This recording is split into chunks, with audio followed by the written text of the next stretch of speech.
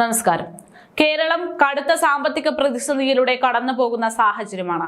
ശമ്പളവും പെൻഷനുമെല്ലാം മുടങ്ങിക്കിടക്കുന്നു.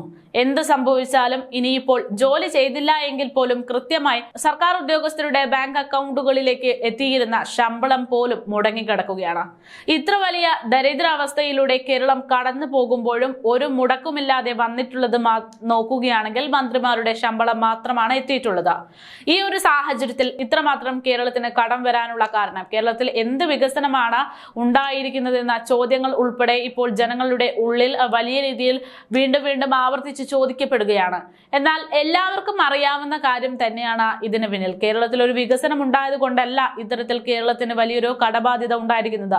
മറിച്ച് കേരളത്തിൽ 2 തവണയായി ഭരണം കൈയാളിക്കൊണ്ടിരിക്കുന്ന സർക്കാരിന്റെ പിടിപ്പുകേട് കൊണ്ട് തന്നെയാണ് ഇത്തരത്തിൽ കേരളം സാമ്പത്തിക പ്രതിസന്ധി മൂലം സ്തംഭനാവസ്ഥയിലേക്ക് പോയിക്കൊണ്ടിരിക്കുന്നത്. ഇന്നിപ്പോൾ ഇതാ പൗരപ്രമുഖന്മാർക്ക് ഭക്ഷണം കൊടുക്കാൻ വേണ്ടി മാത്രം 2023-24 കാലഘട്ടത്തിൽ മുഖ്യമന്ത്രി പിണറായി വിജയൻ സർക്കാർ ചെലവാക്കിയിരിക്കുന്നത് 89.48 ലക്ഷം രൂപ ആണ് എന്ന റിപ്പോർട്ട് പുറത്തു വന്നിരിക്കുന്നു.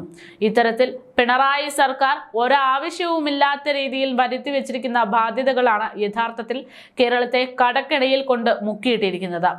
ഓണം, നവവത്സര ആഘോഷങ്ങൾ, ഇഫ്താർ വിരുന്നുകൾ, പൗരപ്രമുഖർക്കായി മുഖ്യമന്ത്രി ഇത്തരത്തിൽ നിരവധി പരിപാടികളാണ് ഒരുക്കുന്നത്. 45 ലക്ഷം രൂപയായിരുന്നു മുഖ്യമന്ത്രിയുടെ അതിഥി സൽക്കാരത്തിന് വേണ്ടി മാത്രം 2023-24 ബജറ്റിൽ വകയിരുത്തിയത്. എന്നാൽ അതെല്ലാം കവിഞ്ഞ് 89.48 ലക്ഷമായി ഇത് ഉയർന്നിരിക്കുകയാണ്.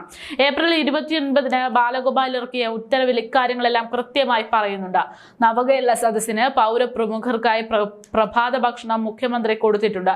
ഇതിന്റെ ചെലവ് അതാത് സംഘടനാ സമിതികളാണ് വഹിച്ചത്. നവകേരള സദസ്സിൽ പൗരപ്രമുഖർക്ക് പ്രഭാത ഭക്ഷണം ഒരുക്കിയതിന് സംഘാടക സമിതിക്ക് 2 കോടിയോളം രൂപ ചെലവായിട്ടുണ്ടെന്നാണ് കണക്ക്. 36 ദിവസം നീണ്ടുനിന്ന നവകേരള സദസ്സിൽ എല്ലാ ദിവസവും പ്രഭാത ഭക്ഷണം പൗരപ്രമുഖർക്ക് മാത്രമായിട്ടായിരുന്നു ഒരുക്കിയത്.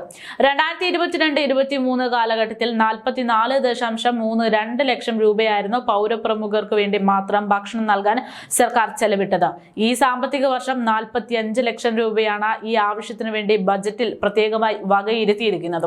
ഇത് തികയാതെ വരും എന്നാണ് 2023-24 കണക്കുകൾ സൂചിപ്പിക്കുന്നത്. ബജറ്റിലെ പണം വിനിയോഗിച്ച് കഴിയുന്ന മുറയ്ക്ക് അധിക ഫണ്ട് ധനവകുപ്പ് നൽകുകയും ചെയ്യാറുണ്ട്. അതായത് പിണറായി വിജയൻ മുഖ്യമന്ത്രി ആയതിനു ശേഷം മാത്രം പൗരപ്രമുഖർക്ക് ഇത്തരത്തിലുള്ള ആഘോഷ പരിപാടികളാണ് ഉണ്ടായിക്കൊണ്ടിരിക്കുന്നത്. അതിനുവേണ്ടി ലക്ഷങ്ങളാണ് സർക്കാർ ഖജനാവിൽ നിന്ന് കൊടുക്കുന്നത്. അതായത് പൗരപ്രമുഖർക്ക് പിണറായിയെ കൊണ്ട് കുശാൽ എന്ന് ചുരുക്കം. ഓണസദ്യക്ക് 65 ഇനങ്ങളുള്ള സദ്യ, ക്രിസ്മസ്, ഇഫ്താർ വിരുന്നുകൾക്ക് വിഭവ സമൃദ്ധമായിട്ടുള്ള ഭക്ഷണ സംവിധാനം, ജനത്തിന്റെ നികുതി പണത്തിൽ നിന്നും പൗരപ്രമുഖർക്ക് വർഷത്തിൽ ഏറ്റവും കുറഞ്ഞത് 3 തവണയെങ്കിലും മുഖ്യമന്ത്രി വക ഇത്തരത്തിൽ ഉഗ്രൻ ശാപ്പാട് ഒരുക്കുകയാണ് എന്നതാണ് യാഥാർത്ഥ്യം. ഇത്തരത്തിൽ പൗരപ്രമുഖർക്ക് വേണ്ടി മാത്രം 1 കോടിക്ക് മുകളിലുള്ള തുകയാണ് സർക്കാർ അനുവദിക്കുന്നത്. ഈ കണക്കുകളെല്ലാം കാണുമ്പോൾ എന്തായാലും സർക്കാർ ഈ പോക്ക് പോവുകയാണെങ്കിൽ ഭരണം അവസാനിക്കും മുമ്പ് തന്നെ ഒന്നുകിൽ ജനങ്ങൾ അദ്ദേഹത്തോട് സ്ഥാനം ഒഴിഞ്ഞ് ഇറങ്ങി പോകാൻ പറയേണ്ടി വരും. അതുമല്ല എങ്കിൽ അദ്ദേഹം സാമ്പത്തിക പ്രതിസന്ധിയും സാമ്പത്തിക ബുദ്ധിമുട്ടും കൊണ്ട് അദ്ദേഹം സ്വമേധയാ സ്ഥാനം ഒഴിഞ്ഞു പോകുന്ന ഒരു സാഹചര്യം തന്നെയായിരിക്കും ഉണ്ടാകുക.